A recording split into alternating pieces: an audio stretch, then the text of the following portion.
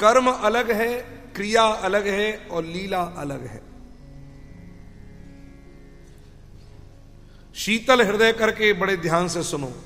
कर्म अलग, क्रिया अलग और लीला अलग। कर्म किनके द्वारा होता है? तो कहा संसार के जितने लोग होते हैं ना, सांसारिक लोग, उनके द्वारा होने वाली जो भी क्रिया है, मैं करता हूं, इस कर्तृत्व अभिमान के साथ है और अनुकूल और प्रतिकूल फल देने वाली है, उसको कर्म कहते हैं। ये समझ में आ गया कर्म की परिभाषा? हम जैसे सांसारिक लोगों के द्वारा कर्तृत्व अभिमान के साथ होने वाली प्रत्येक क्रिया जो अनुकूल और प्रतिकूल फल देने वाली हो, उसका नाम कर्म है। और मुक्त पुरुषों के द्वारा कर्तृत्व अभिमान से रहित, अनुकूल और प्रतिकूल फल न देने वाली जो भी क्रिया है, जो भी कर्म है, वह क्रिया कहलाता है। ये समझ में आया नहीं आया? मुक्त पुरुषों के द्वारा, विदाउट एन ईगो, और अनुकूल और प्रतिकूल फल देने वाली भी ना हो, उसको क्रिया कहते हैं। जैसे श्वासों का आना और जाना, बताओ इसका अभिमान किसी को होता है क्या? पलकों का गिरना और उठना, ये सब क्रिया नहीं है क्या? शरीर में रक्त का बहना, कोई अभिमान है इसका? ये क्रिया है। और लीला किसे कहते हैं? जो भगवान के द्वारा हो, इंसान के द्वारा नहीं, भगवान के द्वारा हो, कर्तृत्वाभिमान से भी रहित हो और फल की इच्छा से भी रहित हो, साथ ही साथ दिव्याति दिव्य और संसार का हित करने वाली हो, वह लीला कहलाती है। इसलिए ब्रह्म सूत्र में आया है, लोकवत्तु लीला कैवल्यम, भगवान संसार के कल्याण के लिए लीला करते हैं। जैसे संसार न होता हुआ भी दिखता है, ये संसार दिख रहा है कि नहीं दिख रहा? आज से 15 साल पहले क्या ये था? नहीं था। आज दिख रहा है। अरे ये हॉल जो है, इसको संसार मान लो। हम लोग इस हॉल में ही तो बैठे हुए हैं, तो समझ लो जहां हम हैं वही हमारा संसार। तो आज से 15 साल पहले, 10 साल पहले क्या ये था संसार? नहीं था। और 50 साल बाद में होगा, गारंटी है। ऐसे हम जो कुछ देख रहे हैं, आज हमारे बच्चे 10 साल के हो गए, 11 साल के हो गए, 12 साल पहले, 15 साल पहले कहां थे? आज है। नारायण जैसे संसार न होते हुए भी दिखता है, ऐसे भगवान की सृष्टि, रचना आदि कार्य केवल लीला मात्र हैं। अर्थात भगवान कर्ता न होते हुए भी लीला के अंतर्गत ये सब कुछ करते हैं, कर्ता होते हुए दिखते हैं। जैसे अगर गाजर का हलवा घर में बना, अच्छा सुना अभी गोलगप्पे बने थे पुचके, कब बने थे? हमारे पास तो एक भी नहीं आया। हमको तो ऊपर कमरे में बैठे बैठे पता लगता है आज ये बना, आज ये बना, आज ये बना। हमारे पास तो सांगरी की सब्जी आ जाती है, रोटी आ जाती है, गट्टे की सब्जी। हे भगवान, नीचे आइटम पाए रहे हो आप लोग। अच्छा एक बात देखो, अगर ये सब बना है तो कोई बनाने वाला भी तो होगा। अगर कोई चीज बनी है तो बनाने वाला है कि नहीं? फर्क इतना है कि यहां पर बनी हुई चीज भी दिखती है और बनाने वाला भी दिखता है। लेकिन भगवान की लीला में क्या है? बोले बना हुआ तो दिखता है लेकिन बनाने वाला नहीं दिखता है। समझ में आ रहा है? और अगर ये बना हुआ दिख रहा है, इसका मतलब कोई तो बनाने वाला होगा। ये धरती बनी हुई दिख रही है तो कोई तो होगा। ये आसमान दिख रहा है, कोई तो होगा। ये सूर्य, चंद्रमा, नक्षत्र, तारे सब दिख रहे हैं, कोई तो होगा। बना हुआ सब दिख रहा है, लेकिन बनाने वाला नहीं दिख रहा। यही उनकी लीला है और संसार के हित के लिए है। बताओ, धरती ना हो तो कहां रहेंगे? आप सब समझ रहे हैं? और धरती हमारी आपकी बनाई हुई नहीं है। न जाने कितने कितने चले गए और कितने हैं जो जाने की कगार पर है, और कितने फिर आएंगे, फिर वही चलेगा। मुझसे पहले कितने शायर आए और आकर चले गए। वो भी एक पल का, मैं भी एक पल का, कल तुमसे जुदा हो जाऊंगा जो आज तुम्हारा हिस्सा हूं। सज्जनों, और रोज नए नए आएंगे, याद रखना। इसलिए हमारे गुरुदेव कहा करते, दुनिया के मुसाफिर खाने में अरमान बदलते रहते हैं। दुनिया के मुसाफिर खाने में मेहमान अरमान बदलते रहते हैं। मौजों के थपेड़े खा खा कर कितने ही सफीने डूब गए। मनसा से तुम्हारे रुख अपने अरमान बदलते रहते हैं। मुहताज गनी हो जाते हैं, साहों की गदाई लदती है। किस्मत के दोराहे पर अक्सर इंसान बदलते रहते हैं। इंसान बदलते रहते हैं। महाराज, उसके बाद में भगवान ने शंखचूड़ का और सुदर्शन का उद्धार किया। शंखचूड़ विद्याधर, उसका उद्धार, सुदर्शन का उद्धार। गोपिकाओं ने युगल गीत का गान किया। वाम बाहु कृत वाम कपोलो। और महाराज, उसके पश्चात अष्टासुर, एक असुर था जो बैल बनकर आया, भगवान ने इसका भी उद्धार किया। और महाराज, उसके बाद में कंस मथुरा में बैठा हुआ है। नारद जी महाराज का आगमन हुआ, कंस को सावधान किया। अरे कंस, बहुत समय से मेरे मन में तुझे बताने के लिए एक बात है, अभी तक बता नहीं पाया, लेकिन अब मुझसे रहा नहीं जा रहा है। बोले महाराज आज्ञा करें गुरुदेव। एक बात बताओ, तुम वसुदेव को कैसा समझते हो? कैसा इंसान है? सच्चा कि झूठा? अरे महाराज सच्चा इंसान। झूठा क्यों है? बोले महा झूठा इंसान है। क्यों? बोले जो तुझसे कही कि बच्चे मैं तुझे सौंप दूंगा, लेकिन कितना बड़ा झूठा है। 7वां बच्चा तो बड़ी छलिया छल ढंग से और सीधे रोहिणी के गर्भ में पहुंचा दिया, और 8वें गर्भ को गोकुल पहुंचा दिया। बोले 8वीं तो कन्या थी। बोले कन्या तो उठाकर लाया था, कन्या कोई पैदा थोड़ी हुई थी यहां से। अरे महाराज, इतना क्रोध आया। कंस ने कहा अभी मार दूंगा वसुदेव और देवकी को, मुझसे इतना बड़ा छल किया। तलवार निकाली। नारद जी ने कहा कंस, यही एक तेरी, थोड़ा सा कम से कम तरीके से काम कर। जो तेरे साथ गलत करने वाला है उसको मार देगा तो कौन बड़ी बात है, मार सकता है। लेकिन सबसे बड़ा मजा तो तब है जब उसी के बच्चे को बुला करके उसके सामने उसके बच्चे को मारे। कृष्ण बलराम को यहां बोला, अक्रूर को भेज। श्री हरि पैर नीचे। नारायण, पिछले जन्म का लाला होगा सेठ। नारायण। तो बेचारा बोल रहा था, हमने बैद्यनाथ धाम में भी टोका, बोले पैर दर्द करने लग जाता है, तुम्हें आने का भी शौक है और बैठने की साधना भी नहीं है, तो बेटा मत बैठा करो, थोड़ी देर बैठा करो, जितनी देर बैठ सको। बोलो श्री कृष्णचंद्र भगवान की जय।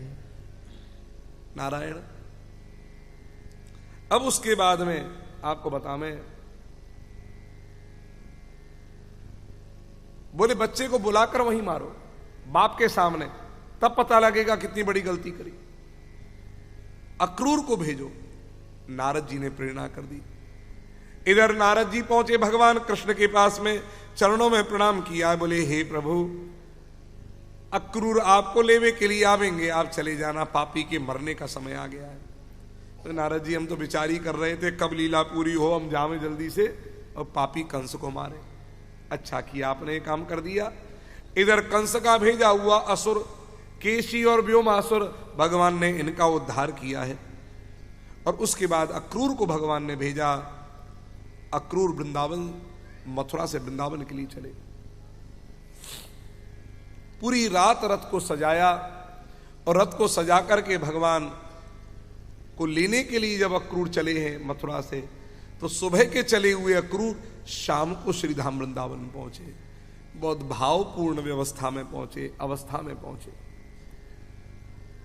विचार करते जा रहे थे कि मैं कृष्ण के पास जाऊंगा लिबावे के लिए, तो कृष्ण मुझे क्या कहेगा, मैं चाचा लगता हूं। बोले कृष्ण मुझसे चाचा कहेगा। एक विचार तो ये आया। बोले नहीं, मुझे देखते ही कृष्ण कहेगा आ गए कंस के नौकर हमें लिबावे के लिए। कई तरह के मन में विचारों की उहापोह ये चल रही है अक्रूर के। कभी कभी मूर्छित होते हैं अक्रूर, तो घोड़ों की लगाम हाथ से छूट जाती। महाराज सुबह के चले भाई, शाम को सूर्यास्त के समय पर, गोधूली बेला के समय पर अक्रूर वृंदावन पहुंचे। पहुंचते पहुंचते अक्रूर ने भगवान के चरण चिन्हों का दर्शन किया रज में। आज अक्रूर की दशा क्या हुई है? जो दशा चित्रकूट में भरतलाल की हुई, वही दशा आज अक्रूर की भई। बोले चरण रेख रज और आँखिन लाई, बनही न कहत प्रीति अधिकाई। चरणों की रज पर लोट लगावे रोवे। सज्जनों, कोई चरणों का भक्त होता है, कोई चरणों की रज का भक्त होता है, कोई चरणों की रज की रेखा का भक्त होता है। मैं आपको बताऊं, गीधराज जटायु पंख कटे हुए और क्या कर रहे हैं? राम राम राम। आगे चला गीधपति देखा, सुमिरत राम चरण की रेखा। आगे चला गीधपति देखा, सुमिरत राम चरण की रेखा। आज चरणों में लूट लगा में उठे।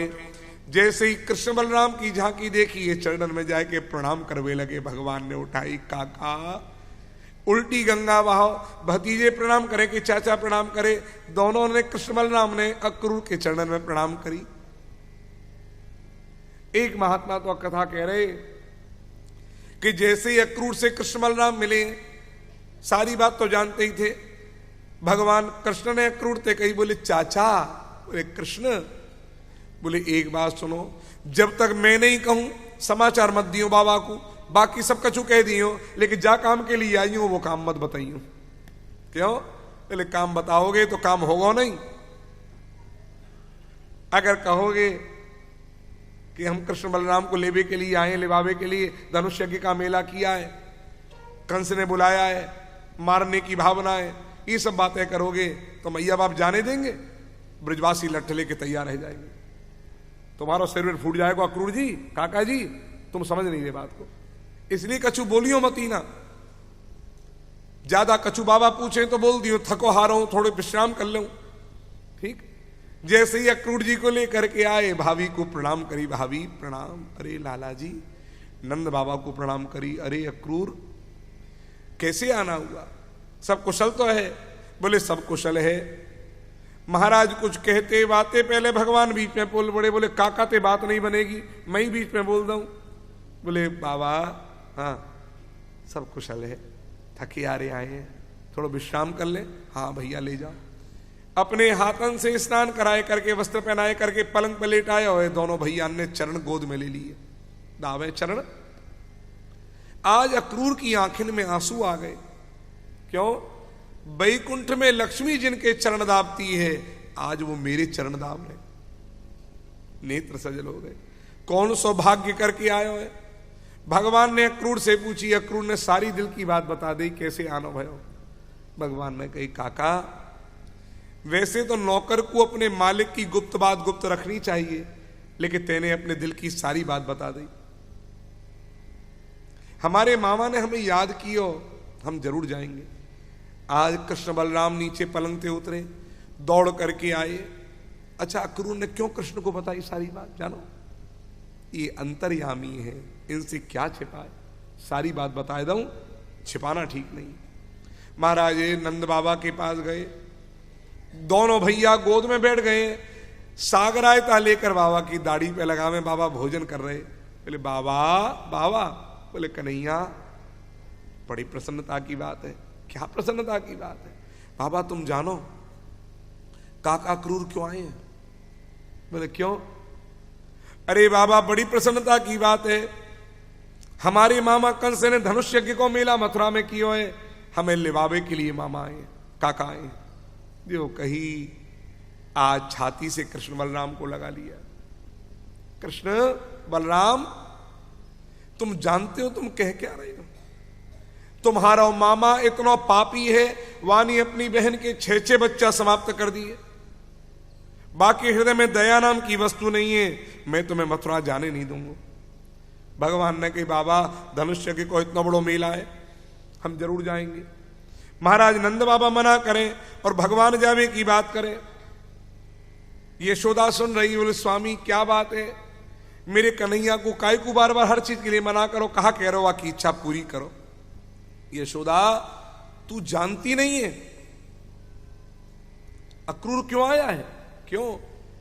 कंस ने निमंत्रण लेकर के देकर के अक्रूर को भेजो है, कृष्ण बलराम को मथुरा बुलावे के लिए लेवे के लिए आयो अक्रूर। धनुष यज्ञ को मेला किया मथुरा में। यशोदा पूड़ी उतार रही कढ़ाई थे, मूर्छित है कि भूमि पे गिर गई। दौड़ करके भगवान श्री कृष्ण गए, मैया को मस्तक लेकर अपनी गोद में रखो। कही दाऊ दादा दादा, बोले कृष्ण, बोले जल्दी पानी लेकर आओ, मैया पे छींटे मारे मैं मैया के प्राण निकल जाएंगे। आज जैसे ही दाऊ पानी लेकर आए, छींटे मारे, जो होश आया हो यशोदा के लिए, छाती पे दूध की धार गिर रही है, रोवे लगी यशोदा, छाती लगी। बोले बड़े बड़े देवता मैंने मनाए, कुल देवी कुल देवता मैंने मनाए, ब्राह्मणन के चरण पूजे, जब जाए करके घर में आज तुम्हारा मुख हमें देखने के लिए मिलो है। कन्हैया मैं मथुरा नहीं जाने दूंगा। बोले भैया हम जाएंगे, तो मेरी सौगंध मत रोकिए। आज मैया को सौगंध की बेड़ी में डाल दियो। यशोदा देखती रह गई, कन्हैया उठे, विचार कर रहे हैं अब जानो मेरे लिए, लेकिन जाने से पहले अपनी किशोरी श्री रासेश्वरी राधा रानी से मिलो। आज जो मिलने के लिए गए भगवान, यशोदा की दशा कैसी है? सूरदास वर्णन करते हैं यशोदा की दशा। क्या दशा है? यशोदा बार बार यूं भाखे, यशोदा बार बार यूं भाखे, है को ब्रज में हेतु हमारो, चलत गोपाल ही राखे,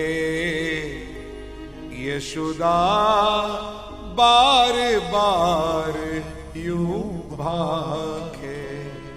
बार बार का अर्थ जानते हो? बार बार माने बार बार कह रही अगेन एंड अगेन कि कोई रोक ले मेरे कन्हैया को, कोई रोक ले मेरे कन्हैया को। क्यों? यशोदा तू ना रोक सके, मुझे तो सौगंध की बेड़ी में बांध दिया है, कोई और रोक ले।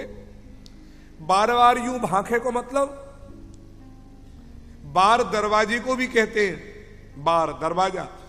एक एक दरवाजे पर जाकर के यशोदा कह रही है, यशोदा बार बार यूं भांखे, है को ब्रज में हेतु हमारो, चलत गोपाल ही राखे।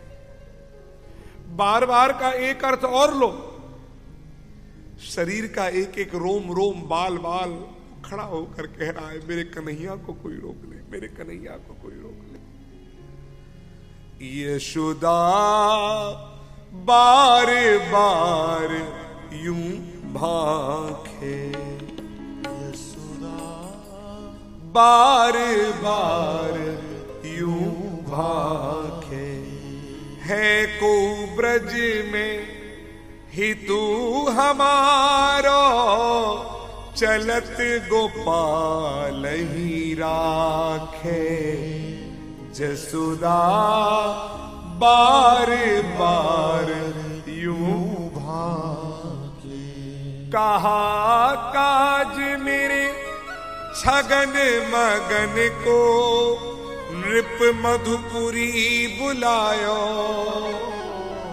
सुफलक सुत मेरे प्राण हनन को, काल रूप है आयो। बरे गोधन हरे हमारो, मुहि बंदी ग्रह मिले। मेरी गैयान को ले ले कंस, हमें बंदी गृह में डाल दे, लेकिन इसके बदले में केवल एक ही चीज चाहूं, इतनो ही सुख, इतनो ही सुफलक सुत मेरे, इतनो ही सुख छगन मगन मेरे अखियन आगे खेले। इतनो ही सुख चाहूं कि मेरे कनुआ बलुआ दोनों मेरे आंखन के आगे खेले। भगवान श्री राधा रानी से मिले। राधा रानी को पूर्व समय का शाप श्री दामा का स्मरण हो आया।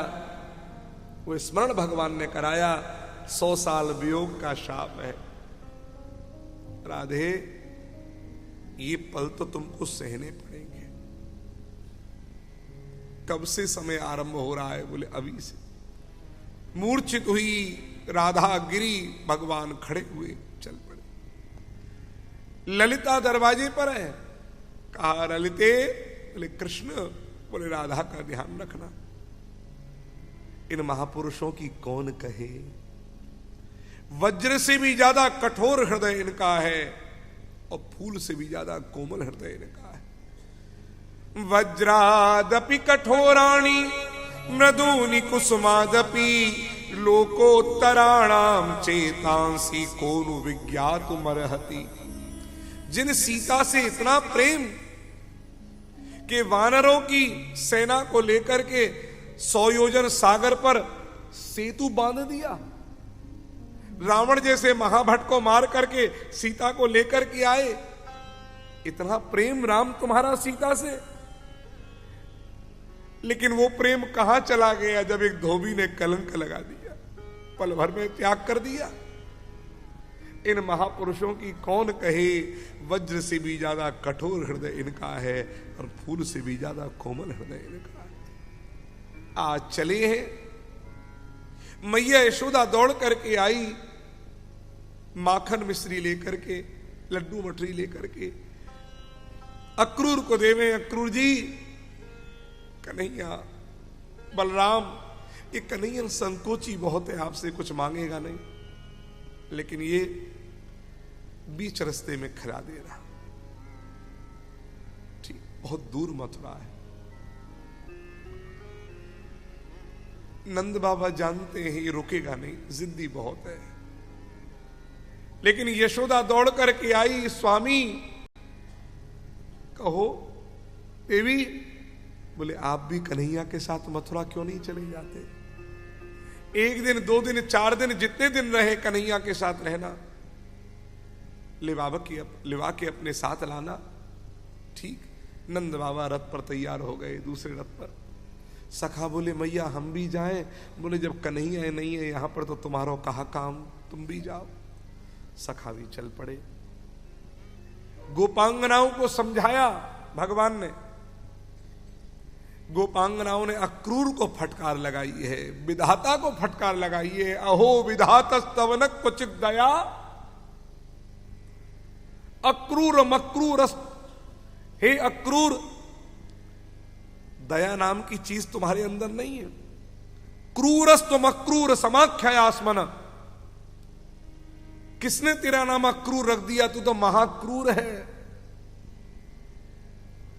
हम खिलौने से खेल भी ना पाई, हमारा खिलौना हमसे अलग करके ले जा रहा है। भगवान ने कहा गोपांगनाओं सामने से हट जाओ। हमारे गुरुदेव तो बताते एक झांकी ऐसी देखी है जिसमें ध्वजा गोपी, रथ का पहिया गोपी, रथ गोपी, घोड़े गोपी, चारों तरफ से गोपी रथ में चिपक गई हैं, हम जाने नहीं दे। भगवान ने गोपांगनाओं को समझाया, मैया विदा करती है गोपाल की विदा। देखो सज्जनों, लड़की की विदाई तो आप सबने देखी है, हम सबने देखी है। हम सबको पता है कि बेटी विदा होती है तो कम से कम सावन में तो घर पर आती है, लेकिन बेटा विदा हो रहा है, न जाने कौन सी ऋतु में ये घर पर आएगा। आज विदा करती है मां, तिलक करके शगुन करके भेजती है।